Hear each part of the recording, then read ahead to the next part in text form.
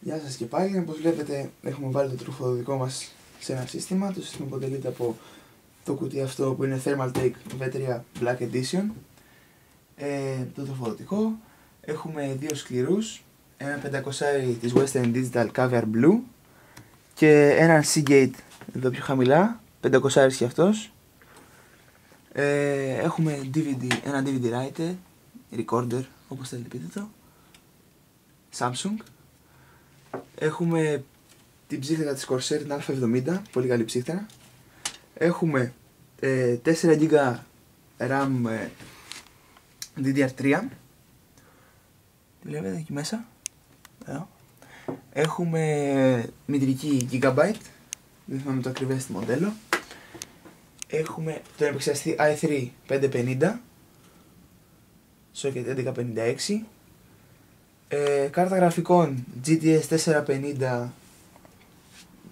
της Gigabit, το μοντέλο με τον ένα τον ανεμιστήρα. Αυτά. Λοιπόν, και τώρα θα ανοίξουμε το σύστημα, να δείτε το θόρυβο που κάνει το τροφοδοτικό, καθώς και το LED, το οποίο είναι μόνο μπλε, δυστυχώς. Στις άλλες εκδόσεις των 700 και των 800 W έχει και άλλα χρώματα, εδώ έχει μόνο μπλε. Λοιπόν, για να δούμε.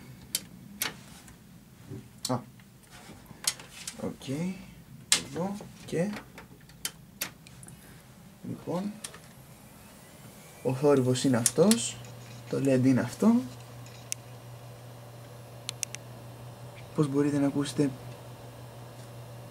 δεν έχει και πολύ θόρυβο. Beat code.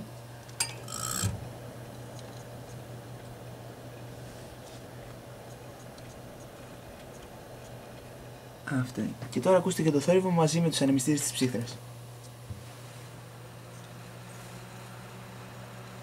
Σαφώς περισσότερο. Λοιπόν, αυτό ήταν το σχετικό review σε σχέση με τα επίπεδα θορύβου και με τα φώτα του τροφοδοτικού της Corsair GS600.